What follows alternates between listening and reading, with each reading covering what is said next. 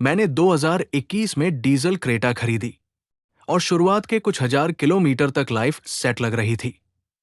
Smooth drive, जबरदस्त power, mileage भी messed. लगा भाई सही डिसीजन ले लिया। लेकिन फिर धीरे धीरे एक छोटी सी वार्निंग ने मेरी पूरी खुशी खराब कर दी। एक दिन डैशबोर्ड पर डीपीएफ वार्निंग आई। मैंने सोचा छोटा इशू होगा, रीसेट हो जाएगा। लेकिन मुझे नहीं पता था कि ये वार्निंग नहीं, warning sign of future headache है। अब यहां से असली स्ट्रगल शुरू हुआ। मुझे बताया गया कि डीपीएफ क्लीन करने के दो तरीके हैं। पहला, मैनुअल रिजनरेशन। दूसरा, हाईवे ड्राइव। मैनुअल रिगेन क्या होता है? आप गाड़ी को खड़ी करके या आइडल पर 2000 रेवोल्यूशंस पर मिनट के आसपास रखते हो, करीब 15-20 मिनट तक। अब इमेजिन करो, मैं पार्किंग में खड़ा हूं, गाड़ी 2000 रेवोल्यूशंस पर मिनट पर चिल्ला रही है। ऐसा लग रहा था जैसे प्लेन टेक ऑफ लेने वाला है। फ्यूल जल रहा है, लोग मुझे देख रहे हैं और मैं सोच रहा हूं, भाई मैंने कार ली है या जनरेटर? कभी कभी ये प्रोसेस काम कर जाता था, वार्निंग चली जाती थी और मैं खुश, चलो प्रॉब्लम सॉल्व हो गई। लेकिन असली ट्विस्ट यहां था। कुछ दिनों बाद फिर वही वार्निंग, फिर मैनुअल रिगेन, फिर नॉइज, फिर फ्यूल बर्न और इस बार फेल। मतलब 20 मिनट गाड़ी चिल्लाती रही और रिजल्ट जीरो। अब दूसरा ऑप्शन, हाईवे ले जाओ, 30 मिनट 60-70 kmph पर 2000 रेवोल्यूशंस पर मिनट मेंटेन करो।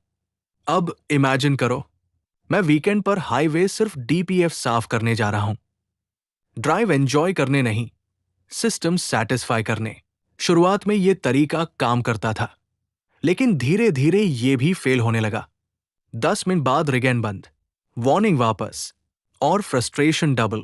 अब हालत ये हो गई थी कि ना मैनुअल रिगेन रिलायबल था, ना हाईवे सोल्यूशन काम कर रहा था। फिर सर्विस सेंटर गया। उन्होंने क्या किया? अपना स्कैनर लगाया, फोर्स्ड रिजेनरेशन ट्राई किया और ऑनेस्टली वो भी कभी काम करता, कभी नहीं। मतलब एक्सपर्ट भी कंफ्यूज्ड, मैं भी कंफ्यूज्ड। और फिर आया सबसे शॉकिंग मोमेंट। सर्विस सेंटर बोला, सर डीपीएफ रिप्लेस करना पड़ेगा, कॉस्ट 80,000। मैंने पूछा, फिर प्रॉब्लम सॉल्व? उन्होंने बोला, सर गारंटी नहीं है, बस वही गेम ओवर, 80,000 खर्च करो और फिर भी सेम इशू वापस आ सकता है। तब मुझे समझ आया, ये कोई छोटा इशू नहीं है, ये यूसेज मिसमैच प्रॉब्लम है। BS6 डीजल सिस्टम बना है लॉन्ग ड्राइव्स के लिए, लेकिन मेरी यूसेज सिटी 5-10 किलोमीटर, ट्रैफिक। मतलब सिस्टम प्रॉपर्ली क्लीन होने का मौका ही नहीं मिल रहा था। और सबसे बड़ी आयरनी सुनो, आप डीजल लेते हो फ्यूल बचाने के लिए, लेकिन ये रिजेनरेशन प्रोसेस खुद फ्यूल जला देता है। मतलब सेविंग करने गए थे, एक्स्ट्रा खर्चा लेकर आ गए। उस समय ऑनेस्टली मुझे लगा ये सिस्टम प्रैक्टिकल नहीं है इंडियन सिटी यूजर्स के लिए, और कई लोगों के लिए ये पूरा सेटअप स्कैम जैसा फील होता है, क्योंकि शोरूम में ये कोई नहीं बताता। सब माइलेज और टोर की बात करेंगे, पर ये डेली स्ट्रगल नहीं बताएंगे। और एंड में सफर कौन करता है? कस्टमर। फिर मैंने डिसीजन लिया, इनफ, अब नहीं, और मैंने अपनी डीजल क्रेटा बेच दी। हार्ड डिसीजन था, बट सही डिसीजन था। आज एक चीज क्लियर बोल सकता हूं, अगर आपकी रनिंग शॉर्ट है, सिटी यूज है, तो डीजल मत लो, बिल्कुल मत लो। पेट्रोल लो, हाइब्रिड लो, लेकिन ये हेडेक मत लो। कार खरीदते समय सिर्फ स्पेक्स मत देखो, अपना यूजेज समझो, वरना कार नहीं, प्रॉब्लम खरीद लोगे। और ऑनेस्टली बताओ, तुम डीजल लेने वाले हो या पेट्रोल?